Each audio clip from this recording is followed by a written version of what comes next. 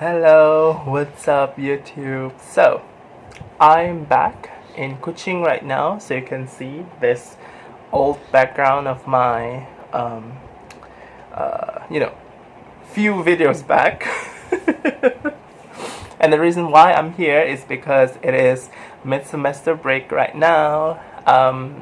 So yeah, I expect to chill a bit this week, and with no classes, I'm gonna do homework.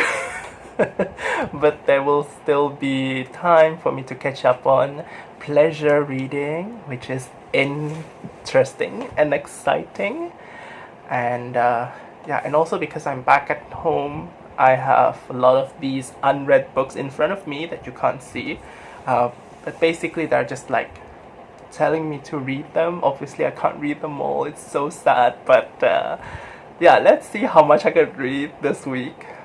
Last week was intense because we had a lot of we had some quizzes, some assignments to hand in, some presentations, and so it was interesting in the sense that quite a few nights my dreams have been very heavily exam inspired. I would rather not revisit those dreams now. But that week is over. Now is a new week. I want to talk about books. So, but this time I only have two books I want to talk about. The first book is the book that I buddy read with Kim of Middle of the Book March. It's called Oh Caledonia by Elspeth Parker. I first saw this book, learned about this book from one of Kim's book haul videos, and I was interested in the premise because it just felt so interesting.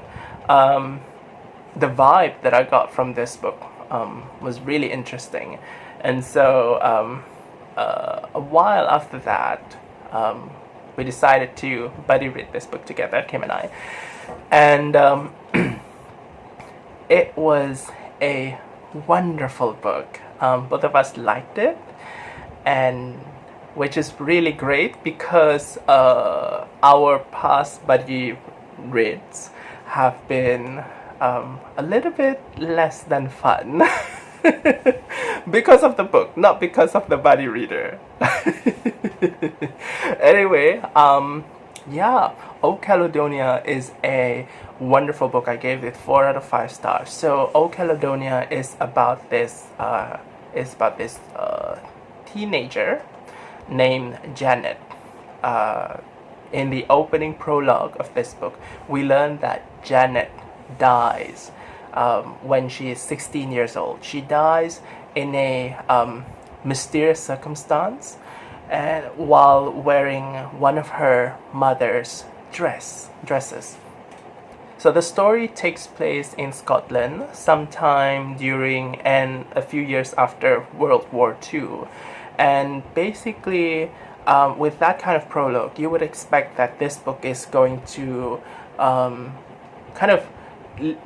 bring us into the mystery of why this teenager, Janet, dies, who kills her, what events lead to her death, all of those things.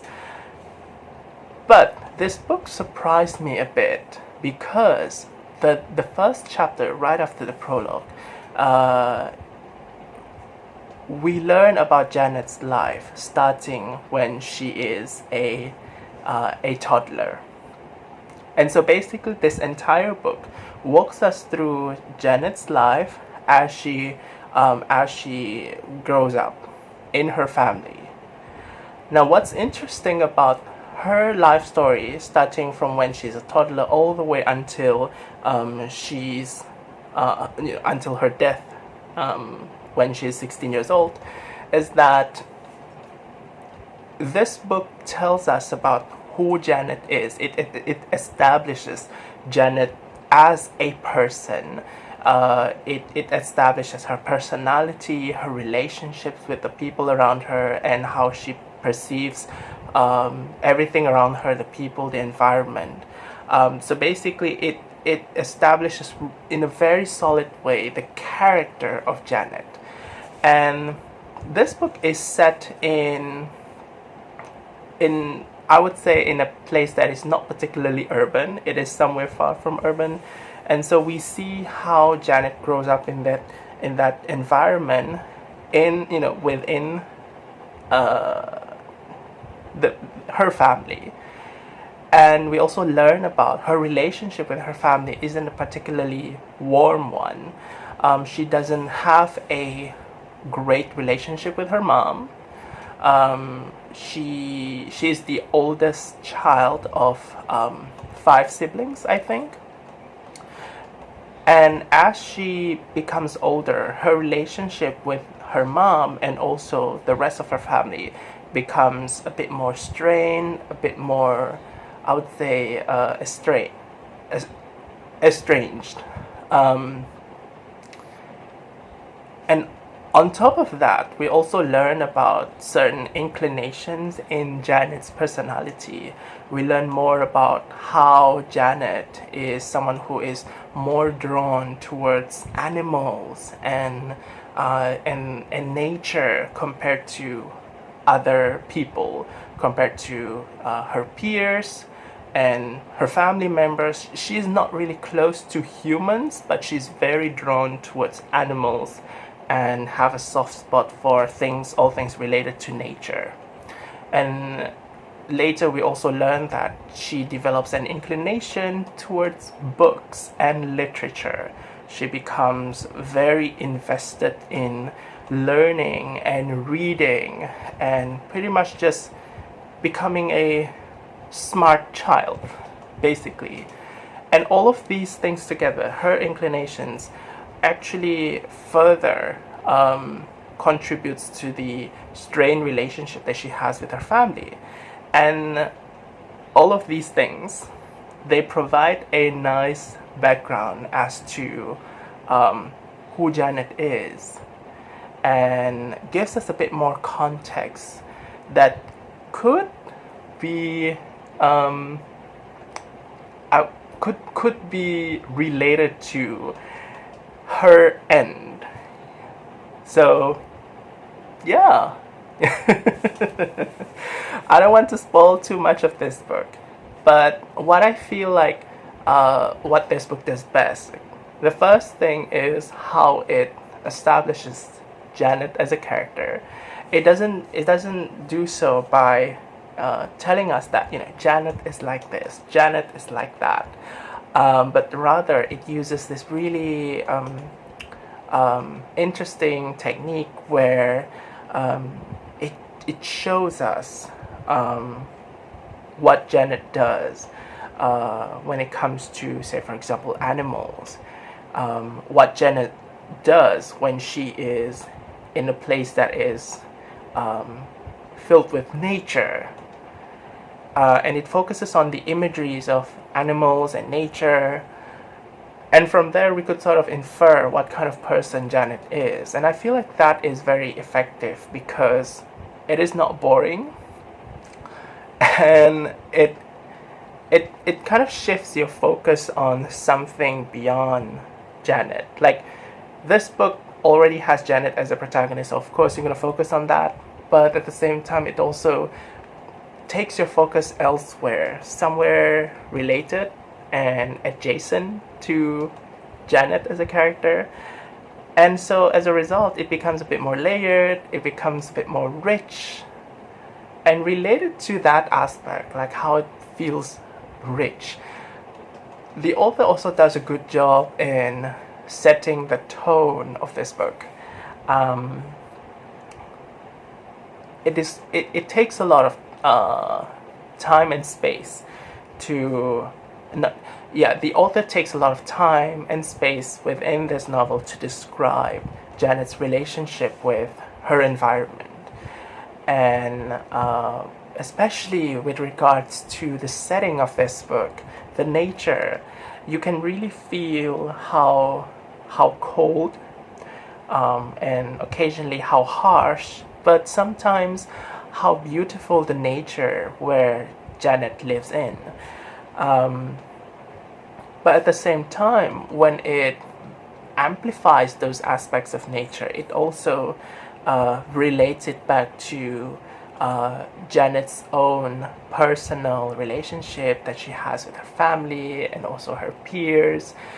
The coldness of it is really tangible.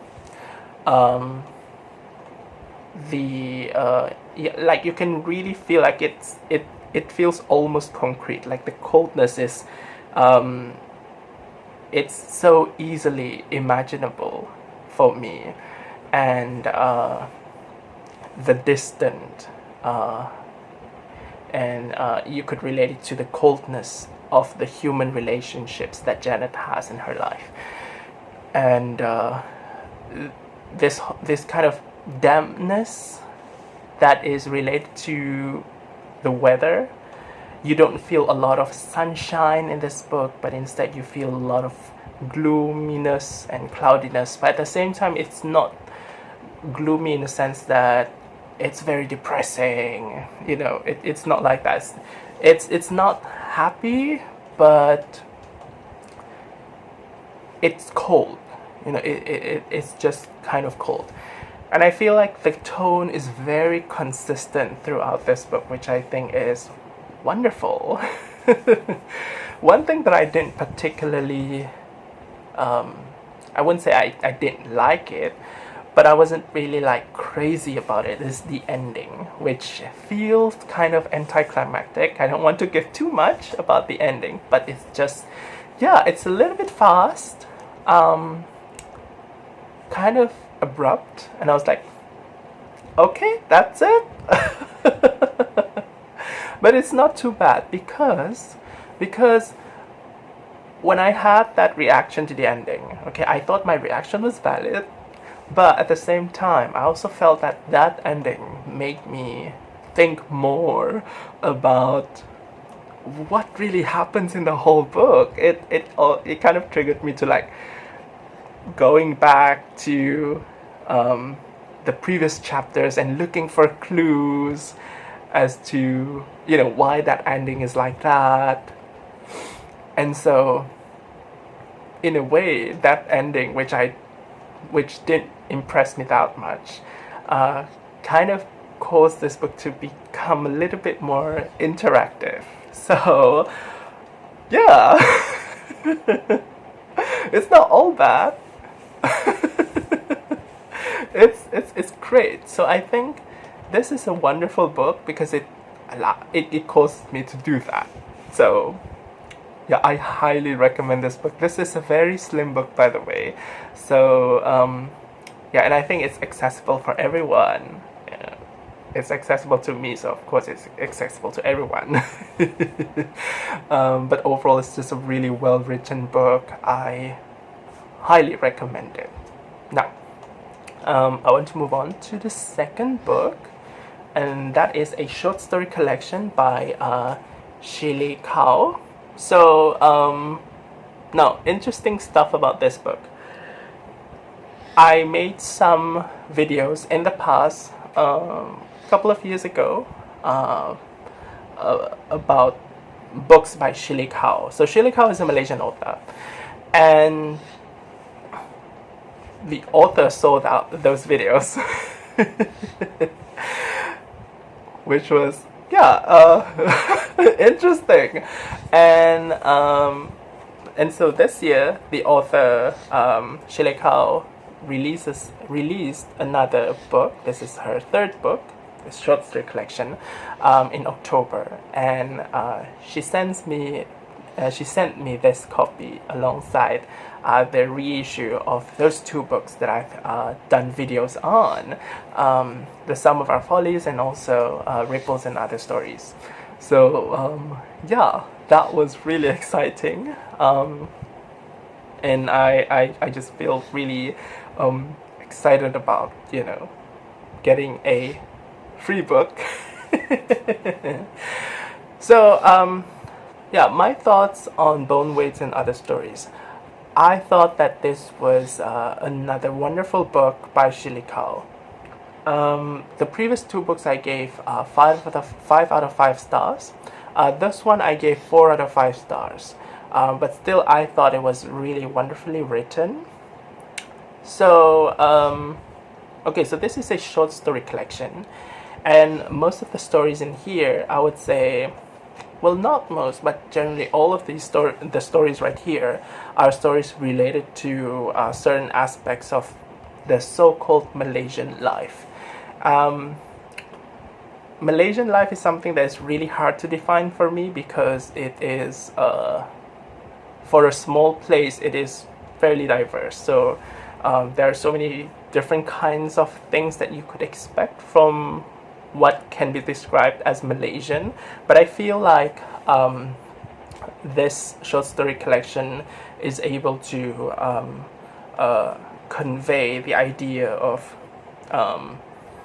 the so-called Malaysianness. I feel like it is able to talk about Malaysianness without resorting to cliches. The executions of the ideas in this book aren't cliched. It doesn't resort to, I would say, too much positivity or too much sugar. So basically, it has that kind of similar vibes as the Sum of Our Follies and also Ripples. Basically, the reason why I find her writing appealing to me is because she is able to approach this concept of Malaysianness without being too cliched or too edgy. Now, what's different about this book compared to her other works is that this book leans more onto science fiction. Not all of the short stories in here are science fiction, but a considerable amount of them are. And I just find it really interesting because this short story collection is able to use science fiction as a way to convey certain ideas about or certain commentaries or criticism of certain issues in contemporary Malaysian society by using science fiction, such that if you are familiar with the issue, you can really connect with the story. But even if you're not really familiar with the issue, you can feel that there is something that the author is trying to tell you in here without really telling you, okay, this is what happens in Malaysia and this is how it is. It is able to use this speculative aspect of writing to show that this is the kind of reality that you may expect happening currently in our country. So yeah, this one has a slightly different flavor because of the considerable inclusion of science fiction elements in here. Similar to Ripples and other stories, there is some kind of interconnectedness between the short stories, except that in Ripples, I would say most, if not all, of the stories are interconnected, whereas in here, not all of the stories are interconnected. Some are standalone stories, but some stories that are connected with each other. They are, you could sort of divide them into separate blocks. So one block would have 3 to 4 stories that are connected with each other, and then you have another block of 3 to 4 stories, another block of 3 to 4 stories, and in between those blocks you may have stories that are not related to any other stories. So yeah, there's that element of interconnectedness also. Some of the stories in here explore the back stories of some minor characters from the Sum of Our Follies. So if you have read that novel, you may recognize some characters making an appearance in here or multiple appearances in here and have their backstory even more fleshed out. So that's the wonderful, those are the wonderful aspects of this short story collection. I would say one particular part that is a bit I wouldn't say bad. It's just the tone of this book feels a little bit inconsistent. I suspect maybe it's because of the inclusion of science fiction element also. But at the same time, of course, I also think that science fiction element in this book is also serves a wonderful function. But I think because of that, at the same time, the tone of this book feels a little bit inconsistent. Some of the stories in here are a bit short. The length is a bit like flash fiction kind of length, and some of the stories are quite long. So that also contributes to another, I would say, inconsistency. But yeah, in terms of the tone, again, there's just something that doesn't feel as unified as the previous work. But overall, it is not too distracting.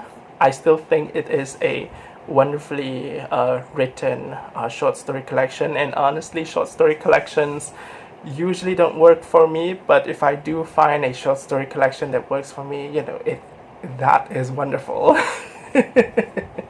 So yeah, I highly recommend this book. It's a wonderful one.